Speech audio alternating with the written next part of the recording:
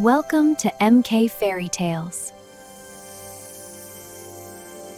دور پہاڑوں اور گلابی درختوں سے گری ہوئی ریاست نیل گڑھ میں یہاں ایک مہربان بادشاہ اور اس کی مہربان ملکہ رہتے تھے جو آپس میں بہت محبت کرتے تھے۔ کچھ عرصے بعد ان کی زندگی میں رحمت بنی ایک پیاری سی بیٹی پیدا ہوئی۔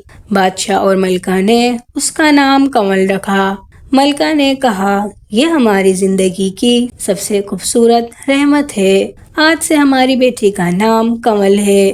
وقت گزرتا گیا اور شہزادی کنول جوان ہو گئی۔ اس کی خوبصورتی چاند کی روشنی کی طرح چمکتی تھی۔ شہزادی کنول کی خوبصورتی کے چرچے دور دور کی ریاستوں تک پھیل گئے۔ ہر طرف سے اس کے لیے رشتوں کے پیغامات آنے لگے۔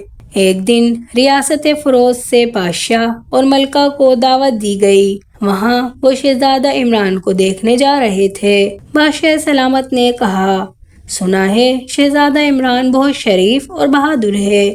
ہاں، باقی اس سے مل کر پتہ لگ جائے گا۔ لیکن انہیں کیا پتا تھا کہ قسمت نے ان کے لیے ایک الگ ہی کہانی لکھ رکھی ہے۔ اچانک راستے میں خطرناک ڈاکوؤں نے ان پر حملہ کر دیا۔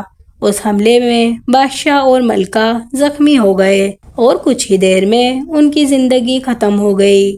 جب شہزادی کنول کو اپنے والدین کی موت کی خبر ملی تو اس کی دنیا اجڑ گئی۔ نہیں، یہ جھوٹ ہے، میرے والدین مجھے چھوڑ کر نہیں جا سکتے۔ بادشاہ اور ملکہ کی موت کے بعد ریاست نیل گڑھ پر غم کا سایہ چھا گیا۔ سفید محل کے ہر کونے میں اداسی تھی اور شہزادی کنول اپنے والدین کے غم میں ٹوٹ چکی تھی۔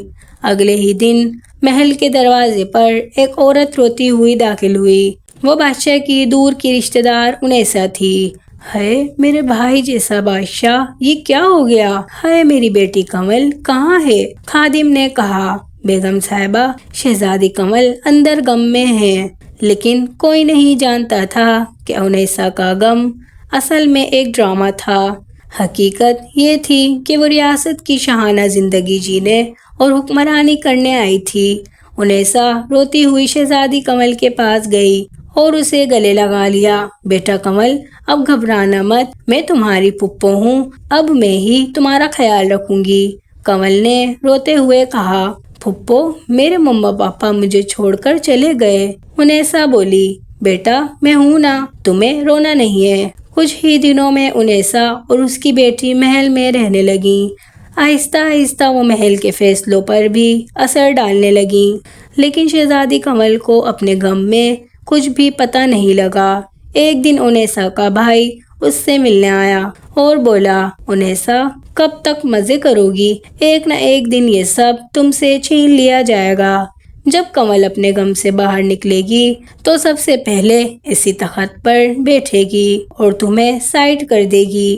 یہ باتیں انیسہ کے دل میں اتر گئیں۔ دوسری طرف شہزادی کنول کی مخلص کنیز نوری نے اسے سمجھایا، شہزادی اب آپ کو تخت سنبھالنا چاہیے تاکہ بادشاہ کی روح کو سکون مل سکے۔ کنول نے فیصلہ کر لیا، نہیں، میں اپنے بابا کا نام کبھی مٹنے نہیں دوں گی۔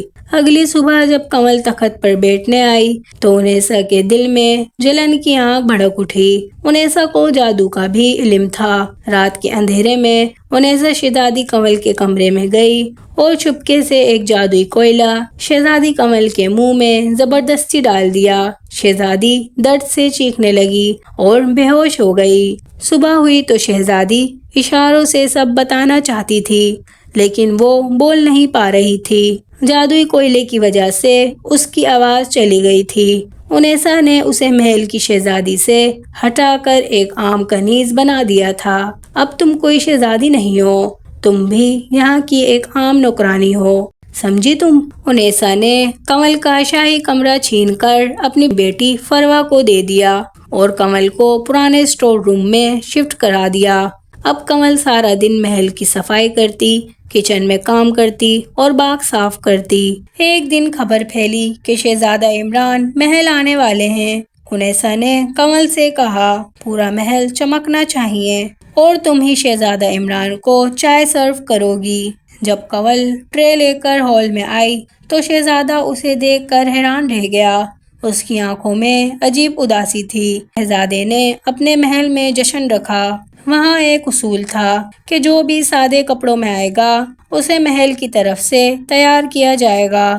کنول کو زبردستی تیار کیا گیا اور وہ جب ہال میں آئی تو سب کی نظریں اس پر ٹھہر گئیں۔ شہزادہ عمران نے اس کے ساتھ رقص کیا، لیکن کنول اپنی مجبوری یاد آتے ہی وہاں سے بھاگ نکلی اور اس کی ایک انگوٹھی شہزادے کے پاس رہ گئی۔ شہزادہ عمران نے پوری ریاست میں انگوٹھی پہنائی مگر وہ کسی کو فٹ نہیں آئی۔ آخر میں وہ ایک برفانی جگہ گیا جہاں ایک زخمی جادوئی پرندے کی جان بچائی۔ پرندے نے بتایا جسے تم ڈھونڈ رہے ہو وہ شہزادی کنول ہے۔ انیسا نے اسے اپنے جادو سے بے زبان کر دیا ہے۔ پرندے نے اسے ایک جادوئی برف دی جسے شہزادے نے رات کو خاموشی سے کنول کے منہ میں ڈال دیا۔ شہزادی کنول کی آواز واپس آ گئی۔ میری آواز واپس آ گئی، میں بول سکتی ہوں، شہزادہ عمران نے کہا۔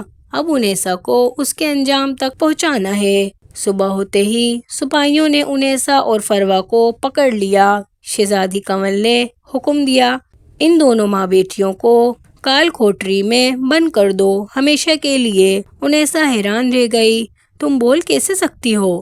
کنول نے جواب دیا، جس کی مدد اللہ کرتا ہے اس کو کوئی دشمن نقصان نہیں پہنچا سکتا۔ اس کے بعد شہزادی کنول اور شہزادہ عمران کی شادی ہو گئی اور وہ خوشی خوشی رہنے لگے۔